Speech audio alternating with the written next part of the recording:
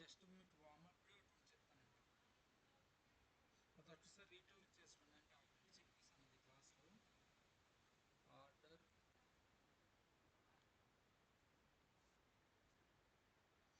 Order order by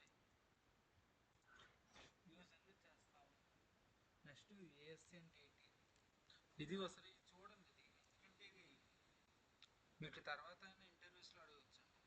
ASC అంటే ఏంటి, next DESC అంటే ఏంటి. దిస్ హెల్ప్స్ రివిజన్ అండి. బిఫోర్ ప్రాక్టీస్ ఒకటి మీకు క్వశ్చన్ ఇస్తానండి. ఓకే, సో క్వశ్చన్ వన్ ఏంటంటే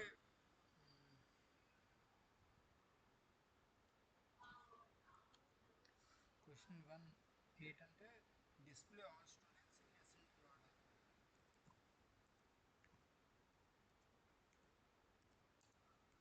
ఆల్ స్టూడెంట్స్ అంటే నేను ఇక్కడ టైప్ చేయడం నాకు కొంచెం ఈజీ అండి. ఎస్క్యూఎల్లో మళ్ళీ టైప్ చేయడానికి కొంచెం కష్టంగా ఉంటుంది నాకు. ఇది మన కంఫర్ట్గా ఉంటుంది కాబట్టి ఇది నేను చేస్తాను.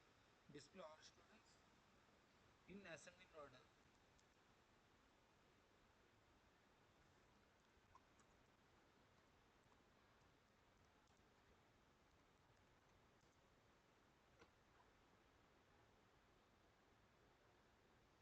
In ascending order of page of name అండి. Name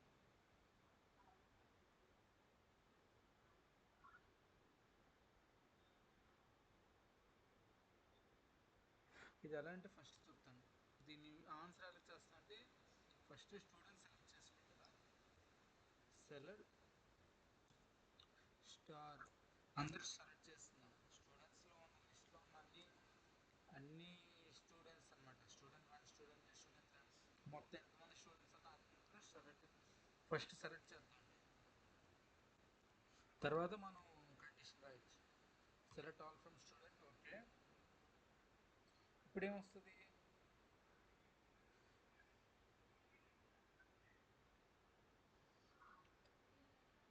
order order of name. Name అనేది ఆర్డర్లో ఉండాలి, అసెండింగ్ ఆర్డర్లో ఉండాలి. సో ఆర్డర్ బై నేమ్ అండి.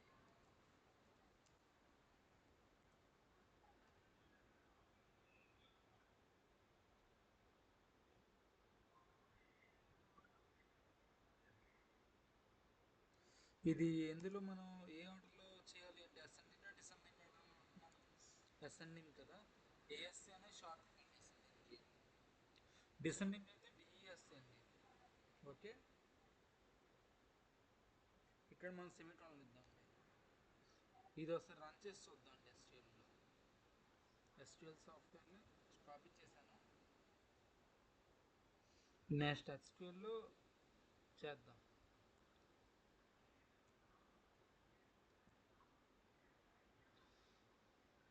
అంటే నేను ఇది సిటీ వాల్యూస్ ఏం పెట్టలేదండి, అందుకే నల్లని వచ్చింది.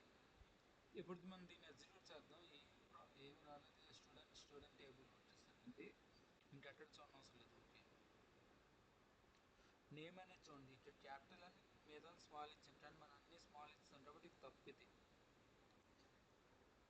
క్యాపిటల్ అని. Okay,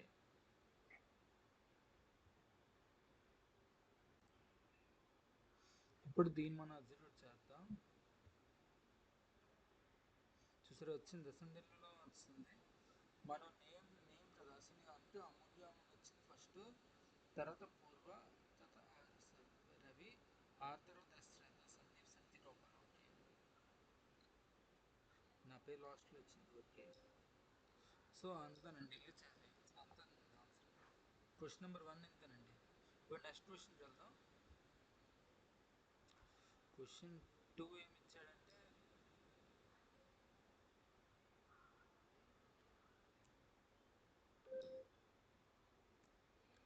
question two. ఓకే, ఇదేంటంటే display students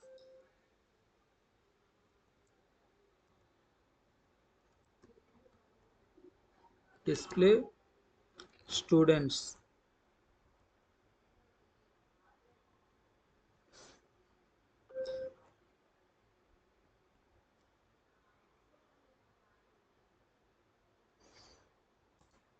In descending order of age.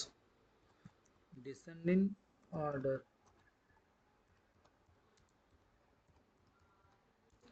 Of age. దేని మీద బేస్ చేస్తుందంటే ఏజ్ మీద బేస్ చేసుకొని మనం డిసెండింగ్ ఆర్డర్లో చూపించమని అడుగుతున్నాం. సో ఇప్పుడు చేస్తున్నానండి. ఇది ఎలా రాయాలంటే first select star from student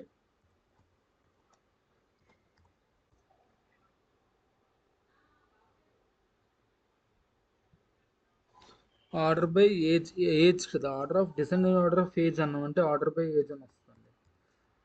order by ఏది బేస్ చేసుకొని మనం ఆర్డర్ చేయాలనుకుంటున్నాం ఏజ్ కదా.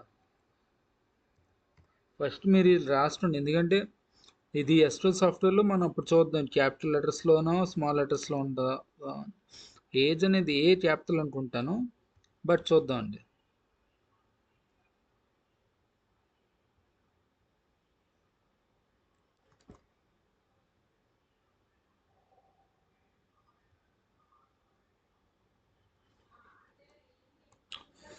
అంటే ఇక్కడ మనకి ఫస్ట్ 21 వస్తుంది. అంటే 21 రవి వస్తుంది. రవి తర్వాత సత్య రూపాయలు అని వస్తుంది. అంటే లిస్ట్ మర్చిపోండి, ఫస్ట్ రవి వస్తుంది, రవి తర్వాత సత్య రూపాయలు వస్తుంది, తర్వాత సందీప్ అని వస్తుంది, సందీప్ తర్వాత అమూల్య అని వస్తుంది. ఓ సారీ సార్, ఫస్ట్ ఏజ్ పరంగా కాబట్టి 20 ఫస్ట్ వస్తుంది, 30 అనుకున్నాను. ఓకే, 20 అంటే పూర్వ ఫస్ట్ వస్తుంది. ఫస్ట్ పూర్వ వస్తుంది, సెకండ్ రవి వస్తాడు, తర్వాత రవి తర్వాత సత్యరూపాలు వస్తాడు, సత్యరూపాలతో సందీప్ వస్తాడు, తర్వాత అమూల్య వస్తుంది. అంత నేను చేయాలి.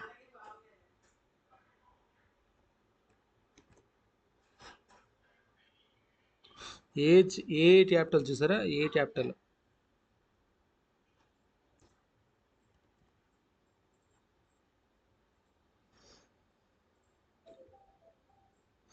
ఇప్పుడు చూసారా, పూర్వ ఇది మనం చెప్పినట్టు వచ్చింది. పూర్వ, రవి, సత్యరూపాల్, సందీప్, తర్వాత లాస్ట్లో అమూల్య వచ్చింది. ఏది బేస్ చేసుకుని అంటే ఏజ్ బేస్ చేసుకుని మన రిజల్ట్ వచ్చిందండి. పూర్వ, రవి, సత్యరూపాల్, సందీప్, అమూల్య సరిపోయింది కదా. ఏజ్ 20, 21, 22, 28, తర్వాత లాస్ట్లో 30 వచ్చింది.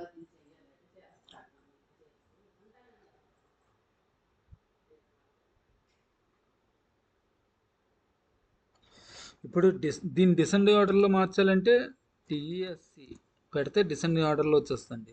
అంటే బై డిఫాల్ట్ అసెండింగ్ ఆర్డర్లో చూపిస్తుంది. మనకి డిసెండింగ్ వాల్యూస్ రావాలంటే డిఎస్సి కొడితే వాల్యూస్ చూడండి మారిపోతాయి. అమూల్య అనేది ఫస్ట్ వస్తుంది, తర్వాత సందీప్ వస్తాడు, తర్వాత సత్యరూపాల్ వస్తాడు, తర్వాత రవి, తర్వాత పూర్వ, అలా వస్తాడు అనమాట. చెప్పిన తర్వాత అమూల్య వచ్చింది, సందీప్, సత్యరూపాల్, రవి, పూర్వ లాస్ట్ అలా వచ్చింది. ఓకేనండి, అంతేనండి. ఇంకో ఎగ్జాంపుల్ ఇస్తానండి. ఈ సెషన్ మొత్తం ఎగ్జాంపుల్స్ ఎక్కువ ఉంటాయండి. మీరు ఇంట్లో ప్రాక్టీస్ చేయండి, ఖచ్చితంగా వస్తుంది.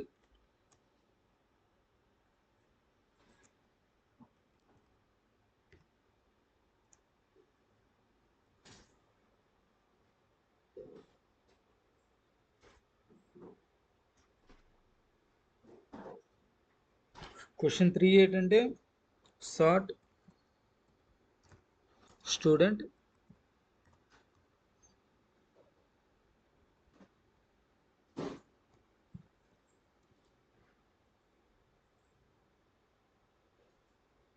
By class. సి పడిపోయింది, 2 టైమ్స్ వచ్చిందా. Okay,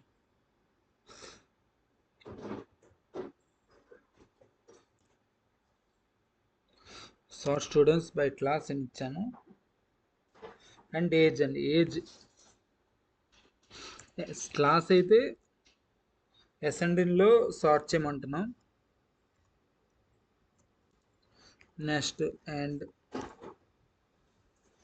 age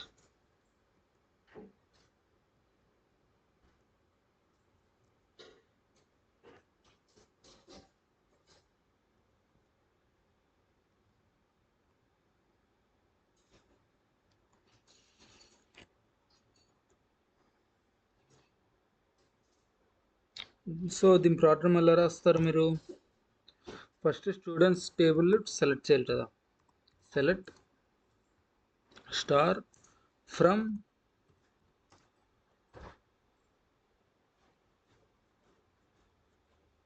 student. తర్వాత ఏం చెప్తున్నాను, కండిషన్ ఏమి ఇచ్చాను, క్లాస్ని సార్ట్ చేయమంటున్నాను. అది అసెండింగ్ ఆర్డర్లో ఉండాలి క్లాస్ అనేది. అండ్ ఏజ్ అని డిసెండింగ్ ఆర్డర్లో ఉండాలి. ఓకే, ఇప్పుడు ఆర్డర్ బై క్లాస్ యూజ్ చేయాలి. Order by class ascending order ASC comma age. Age అనేది ఇందులో డిసెండింగ్ ఆర్డర్లో ఉండాలి కదా. Age DSC. ఇలా మనం రన్ చేస్తే క్లాస్ అనేది అసెండింగ్ ఆర్డర్లో సార్ట్ అవుతుంది. అలానే ఏజ్ కూడా డిసెండింగ్ ఆర్డర్లో సార్ట్ అవుతుంది. చూపిస్తాను, ఇదే రన్ చేసి చూపిస్తాను మీకు.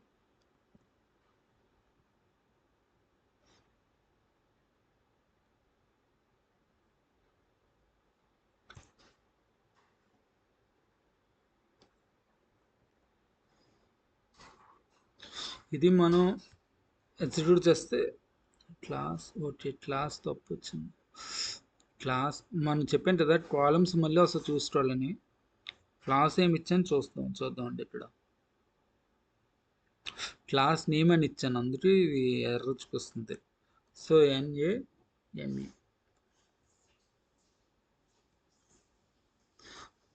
ఇప్పుడు సరిపోయింది కదా, ఏజ్ సరిపోయింది. ఇప్పుడు వస్తుందండి, ఎగ్జిక్యూట్ చేయండి. చెప్పాను కదా వచ్చింది. ఓకే, మనం ఏమి ఇచ్చాం, క్లాస్ నేమ్ అనేది అసెట్ చేయమనండి. ఫస్ట్ BBA వచ్చింది, తర్వాత బీటెక్ చూపించింది, తర్వాత లాస్ట్లో MBA వచ్చింది. తర్వాత ఏజ్ అనేది డిసెండింగ్ ఆర్డర్లో ఉండాలి. సరిపోయింది కదా, ఏజ్ కూడా 21 వచ్చింది, తర్వాత 30 వచ్చింది, తర్వాత 28. అంటే ఫస్ట్ ఆర్డర్ బై క్లాస్ నేమ్ని సార్ట్ చేస్తుంది. క్లాస్ నేమ్ సార్ట్ చేసిన తర్వాత వచ్చిన రిజల్ట్లో మళ్ళీ ఏజ్ని డిసెండింగ్ ఆర్డర్లో సార్ట్ చేస్తుంది. కాబట్టి ఇక్కడ 21 తర్వాత 30 చూపించి, తర్వాత 28 చూపించింది, తర్వాత 20 చూపించింది, తర్వాత 22 చూపించింది, అలా అనమాట. అంటే ఫస్ట్ క్లాస్ నేమ్ సార్ట్ చేస్తుందండి అసెండింగ్ ఆర్డర్లో, తర్వాత ఏజ్ అనేది డిసెండింగ్ ఆర్డర్లో సార్ట్ చేసింది. ఓకే, అర్థమైంది అనుకుంటున్నాను. ఇది కొంచెం లిటిల్ ట్రిక్కీగా ఉంటుందండి, కొంచెం అంటే లిటిల్ బిట్ కష్టంగా ఉంటుంది ఇప్పుడు నేను చెప్తుంది.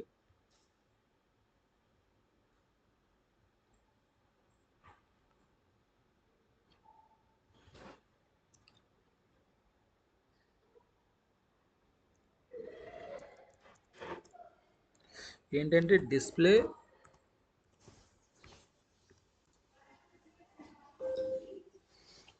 ఓన్లీ నేమ్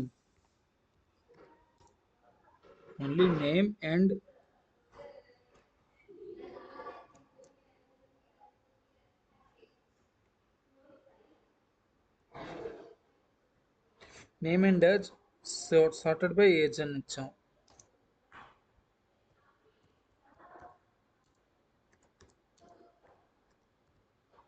ఇది క్వశ్చన్ 4th అని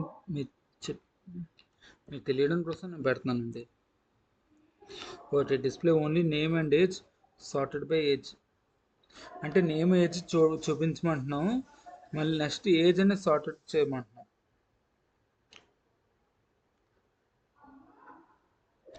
అంటే ఏజ్ సార్టెడ్ చేయమంటున్నానంటే అది అసెండింగ్ ఆర్డర్లోనే అనుకోవాలి మీరు. ఒకవేళ డిసెండింగ్ ఆర్డర్ అయితేనే మనం స్పెసిఫై చేస్తామండి, డిసెండింగ్ అని పెడతాం.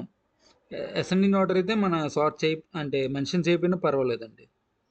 సో ఇంతేనండి ఈ ప్రాబ్లం. దీని ఆన్సర్ ఎలా ఇస్తామంటే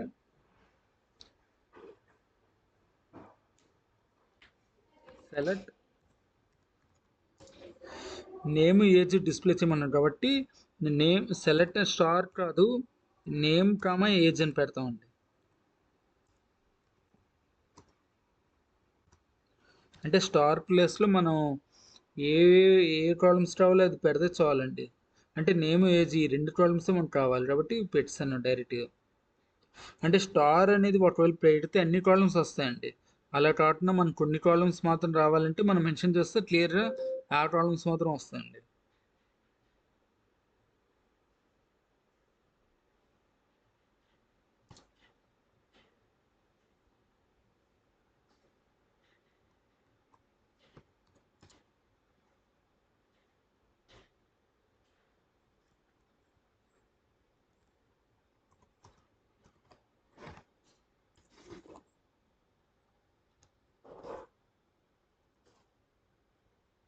ఓ, ఇక్కడ ఏం ఆర్డర్ చేయాలి? ఏజ్ కదా. So order by age.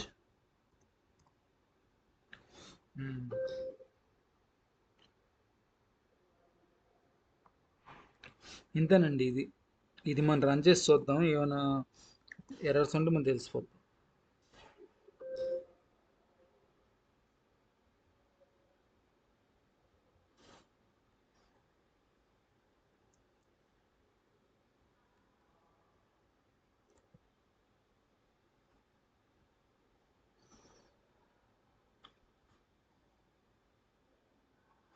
So age సరిపోయింది, అలా రాయాలి. నేమ్ ఎన్ క్యాపిటల్ లెటర్స్ అండి. చూసారా? అంటే మీరు ఒకసారి రాసినప్పుడు మీరు కేర్ఫుల్గా మనం చూడాలండి. అంటే ఇక్కడ మనం ఏం ప్రాబ్లమ్స్ ఇచ్చామో అలానే నేమ్స్ కూడా ఉండాలండి. ఇటు నేమ్ అండ్ క్యాపిటల్ లెటర్లో ఇచ్చాం, ఇంతకుముందు స్మాల్ ఇచ్చాం కదా, కానీ ఇక్కడ క్యాపిటల్ ఉంది. మనం ఇక్కడ క్యాపిటల్ ఉండి ఇక్కడ పైన మనం రాసిన ప్రోగ్రాంలో స్మాల్స్ ఉంటే మళ్ళీ ఎర్ర చూపిస్తుంది. ఏజ్ ద రెడ్ మార్క్ ఎందుకో చూపిస్తుంది, ఇన్వాలిడ్ కాలమ్ నేమ్ అంటుంది. బట్ సరిపోయింది. మరి రన్ చేసి చూద్దాం అండి సార్. చూసారు, నేమ్ ఏజ్ వచ్చేసింది, మనం కావాల్సినట్టు వచ్చింది. ఆర్డర్ బై ఏజ్ని సార్ట్ చేయమంటున్నాం. సో సేమ్ ఇదే మనకు కావాలనుకుంటున్నాం కాబట్టి ఇదే వచ్చిందండి, సరిపోయిందండి ఆన్సర్. సో ఒకసారి చూసుకోండి ఈ ప్రోగ్రామ్. అంతేనండి. ఇది ఇది పెద్ద టఫ్ ఏం రాదు ఇది.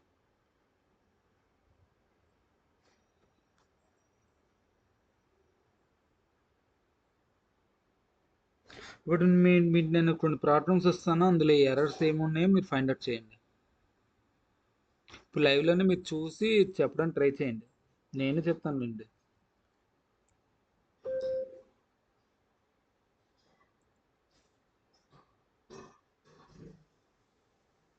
ఇప్పుడు select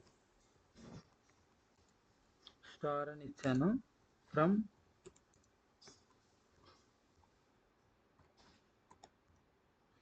select all from student. అంటే నేను స్టార్ని ఆల్ అని చదువుతానండి, ఏదైనా ఒకటే చదువు. ఆర్డర్ బై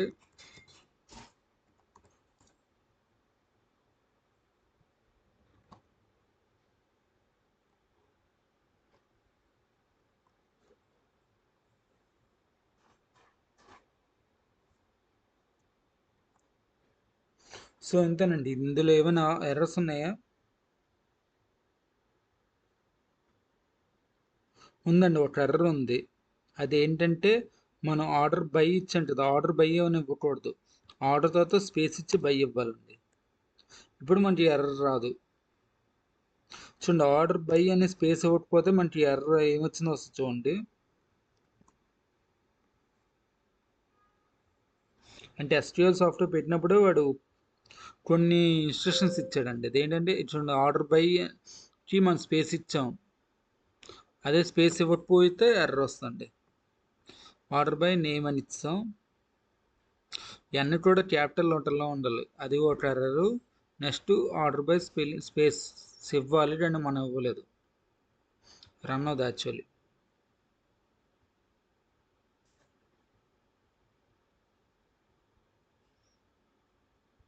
కానీ నేమ్ అనేది మన సార్ట్ అవ్వలో చూసారా, ఎస్ తర్వాత ఆర్ వచ్చింది, తర్వాత పి వచ్చింది, మళ్ళీ ఎస్ వచ్చింది, లాస్ట్లో ఏ వచ్చింది. అంటే ఇది డిసెండింగ్ కూడా కాదు ఇది. అంటే డిసెండింగ్లో చూపిస్తుంది కానీ మనం ఏమనుకుంటున్నాం అసెండింగ్లో సార్ట్ చేయాలని ఏమనుకుంటున్నాం కానీ డిసెండింగ్లో సెట్ అయిందండి ఇది. కాబట్టి ఇది ఇక్కడ మనం స్పేస్ ఇవ్వాలండి. స్పేస్ ఇస్తే చూడండి ఆర్డర్ మారుతుంది. సచిరూపల్ రవి పూర్వ సందీప్ అమూల్య అని వచ్చింది కదా, ఇప్పుడు లైట్ మారుతుంది, అంటే పెద్ద డిఫరెన్స్ ఇవ్వలేదు.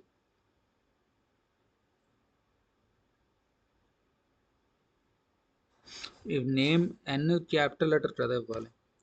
మీకు ఆల్రెడీ చెప్పాను కదా, మనం కాలమ్ నేమ్ సేమ్ ఇచ్చాం, అవి మాత్రం కంటిన్యూ చేస్తూ ఉండాలండి. ఏ చిన్న ప్రాబ్లం వచ్చినా అది ఎర్రర్ చూపిస్తుంది.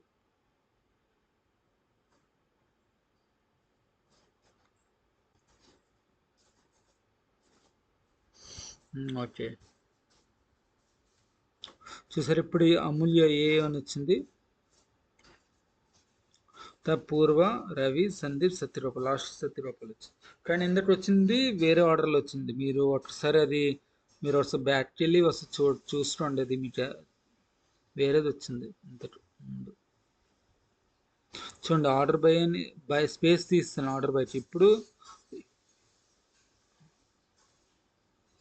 రన్ అవ్వట్లేదు ఇది.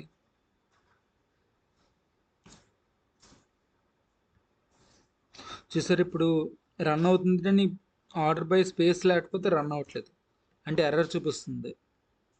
కాబట్టి మనం ఆర్డర్ బై అనే స్పేస్ ఇవ్వాలండి. అంటే నేమ్ అనేది కాలంలో తీసుకోవట్లేదు, అందుకే మనకి ఎర్రర్ ఏదైతే వచ్చింది. ఇప్పుడు సరిపోయింది కదా.